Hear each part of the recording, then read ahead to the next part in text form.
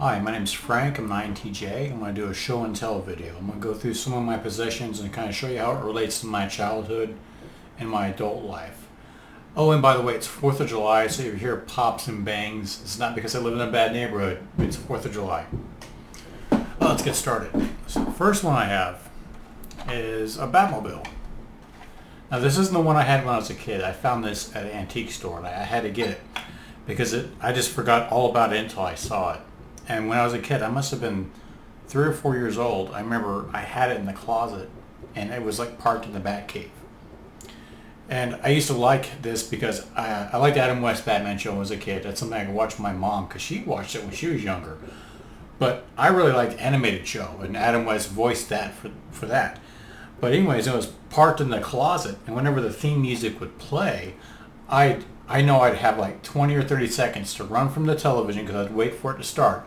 It would start the intro music. I'd run to my bedroom and get this out of the Bat Cave, the closet, and I would lean on it and just kind of press on it like I was driving it, and I'd drive it down the hallway as quickly as I could before the show started.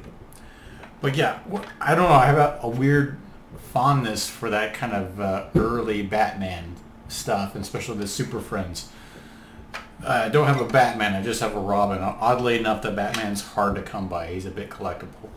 But the look of this Batmobile is very childish and immature, and same thing with the Batman show or the Super Friends show in general, and the Batman show too. But I find that appealing. I've always had, and as I've gotten older, just probably in the last 3 or 4 years, that's been taking me back. And when I was younger, I didn't really have many toys because I was so poor. But this is one of the toys I had. I remember having this one. So that just the friendly blue color, all the bright colors. So I mean, it's reflected in a lot of things I got. So I got like the Batman T-shirt. I got that by 4 years ago. Batman and Robin pajamas. Got that a couple years ago for Christmas. I love them. And of course, Batman swim trunks. Though I haven't had a chance to wear these yet. Obnoxiously pink. But I'd wear them if I could because I love them. Even my Christmas tree. Now my Christmas tree actually is all mostly Star Trek ornaments, but I have a little bit of Marvel ornaments on one side, and on the other side I have DC comics, and they're actually the Super Friends ornaments. And I even got the Super Friends Hall of Justice, and it plays the theme music. There's a little logo, but yeah, it's just takes me back, and it kind of caught me off guard when I started getting into it again, because I just totally forgot about it until like I said 5 years ago. On to the next thing. Cheers. Happy 4th of July. Okay. I did have a few Star Trek toys, of course, because I'm a big Star Trek fan. So one thing I thought was interesting is some Star Wars toys are usually pretty good, but Star Trek toys are rubbish because it's not as popular. So this is one of the toys that I'd never had it, but I knew it was around. It's a phaser. But the reason I liked it on the TV show is it's actually much smaller. They really messed up the scale. So this is the actual thing. It makes no sense because if a kid's hands are smaller, you probably want to make the prop even smaller. I like this because it's kind of like a James Bond, how he has that small little gun, or even Men in Black, where they have the noisy cricket, like a tiny little powerful thing. I've always been fascinated with things that are very powerful, pack a big punch in a small package. And that's why I thought was neat about this. And in the show, they just kind of have it like this. But as a kid, this is just ridiculous. I'm an adult. I'm a grown man with adult hands. And this is tiny. This is just tiny in my hands. It's actually pretty big in my hands. But as a kid with small hands, you'd be holding it like this. That's just ridiculous. They got the scale totally wrong with this. I don't know what they're thinking. When I was a kid, the toy accuracy was very important to me because I noticed the details. And I noticed scale and proportion. Color was a big thing. And like they would put logos on it, like a Batman logo. I mean, where they placed it was important to me. Or if it never had a logo, like when you have children's costumes of Batman, they'll put Batman's name on it, or Superman. It's like Superman doesn't have his name on the costume. He just is Superman. Wait, it's an S. That's not what I'm talking about. But anyways, the scale I just think is humorous. This is a pretty accurate scale of a prop that they use. And they totally, I don't know what they were thinking. And Another interesting little prop is this one. This is the actual one I had when I was a kid. And you kind of happy fourth. Cheers. But got a drinking problem. Yeah, this is the actual toy I had when I was a kid, and it's not accurate to the show. It's actually much larger, so this is a very accurate reproduction. So the scale is way totally off. Again, if you're a kid, the prop should be smaller, but it's not. So imagine this being on your chest as a kid, being really obnoxiously big compared to something like this. Another thing too I think is fascinating is the show, because I noticed detail. It's not shiny. It's not reflective. And when you film a show, you always try to hide reflections because you'll get stuff off camera, like background characters or film crew, support crew, and that's not what you want when you film things. And of course, this is really shiny. And of course, it lights up. I don't have batteries in it, but it lights up, and that's not what it did in the show. Not to mention, it's really thick and big compared to that. So as a kid, I was very much aware of that, and that's the weird thing, because I had a good imagination as a kid, because I grew up so poor. I didn't always have a lot of the toys, and I remember I had a block of wood, and I would pretend it was a tricorder or a stick that was very gun shaped. I would have that because we couldn't afford a lot of these things. And the toy company, it's odd because it's not like they do it across the board. The scale is wrong. For example, so here's a Klingon disruptor that they had. For a kid, it's great. Now here's a much more accurate grown-up toy. This is very accurate. You probably couldn't tell from a real prop, but you can tell they kind of shrunk it down and they made it more kid-friendly, both in size and shape. And it fits in the hand of a kid much better than this would. So they did a great job of the accuracy of this, and that kind of always gets me when they don't make a toy accurate. There's no excuse for it. The color is pretty good on this, but the color on this size is just terrible. I guess that's the nitpicking J side of me coming out, analytical side.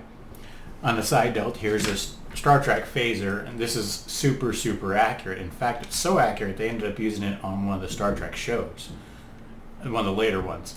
So that's impressive. But again, this is a grown-up toy, probably costs a bit more. Moving right along. But yeah, I remember when I was a kid, for example, you color, and I was super exact about the color. It had to be exactly photorealistic. But I remember other kids, they would have fun. They'd do a tree or a dog with rainbow colored hair or whatever. But if the dog was brown, it had to be brown exactly. So I guess that's attention to detail. The other thing I have, now these are the ones I had, for instance, I was a kid. Now these are Marvel superhero trading cards. Kind of like how you have baseball cards. Well, these are superhero cards.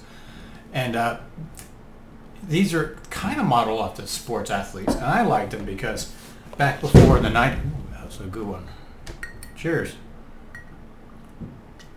Back in the 90s, before they had the internet, you didn't know who these characters were. You couldn't just look them up. They had comic book access. I didn't really have comic book access. I just had this, and it also coincided around the time of that famous 90s X-Men cartoon show that's probably one of the best in the 90s. But all these characters have a little interesting thing, a little blurb on them, and they have stats. So take for example, one of my favorite characters, an INTJ character, Magneto.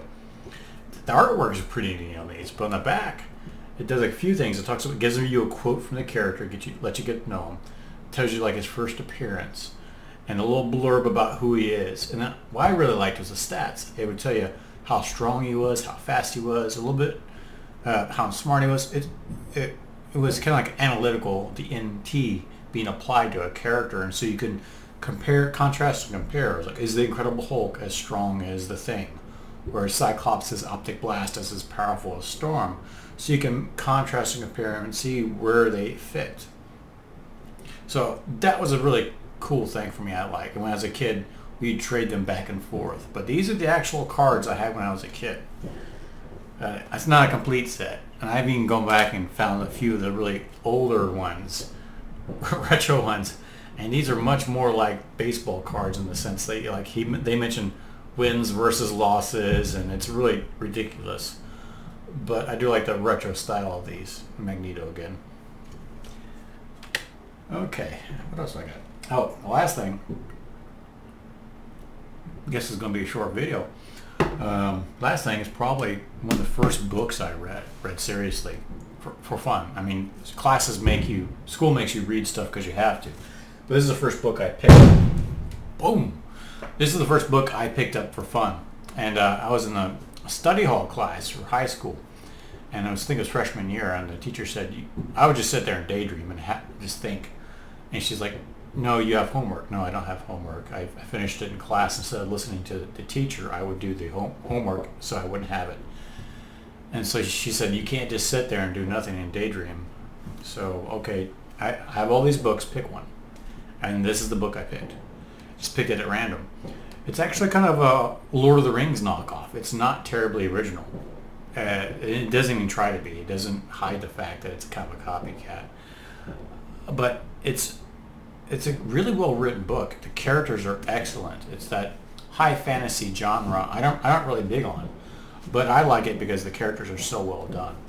They're very well defined. I mean, when characters aren't done well, you can still have a good story, but usually it's hard to tell them apart. Each character is very different. And one of the characters in here, I think Raslin Magier, a lot of INTJs can relate to. He's kind of very introverted but powerful, mysterious. And he's kind of cursed in the sense that he sees vision, how he sees things. He sees everything at once, past, future, and present. So if he sees a pretty flower, he sees it when it's withered and dying, and he sees it when it's a seedling, and he sees it in its bloom. So it's kind of a curse. If he sees a pretty girl, for example, he sees her throughout all of her stages of life. So it's kind of like a curse of knowledge and insight that I think a lot of INTJs have, is that we kind of overanalyze things. So even when you start dating with someone, you shoot yourself in the foot, like, I can see all these critical flaws with them, should I really invest? So I mean, I related that character very early on at a young age. But interesting thing to note about this book is that it was written because they were playing D&D games, and it's based on one of the stories they played, and they just kind of fleshed it out. So I think that's just wonderful. People getting around. I don't know if you ever played D&D, but what makes D&D fun is the atmosphere, how you interact with your friends. I haven't played it a whole lot. The times I've played it, the good games, it's just the interactions that make it the most fun, not so much what happens in the game. And that's the story right there, is their game playing out. And it's several volumes, and they all have the seasonal theme to the title, which I think is really neat. Autumn, twilight, spring, dawn, and they're all the 4 seasons. And then they got ones that they jump. Cheers. And they got ones where they go back in time, and I've read them all. So that was the first book series I read a lot of. And this is what turned me on to reading, and reading for fun. And I'm thankful for it. That's all I have. I figure I'd try to keep this one short for you guys. Hopefully you enjoyed it. Thanks.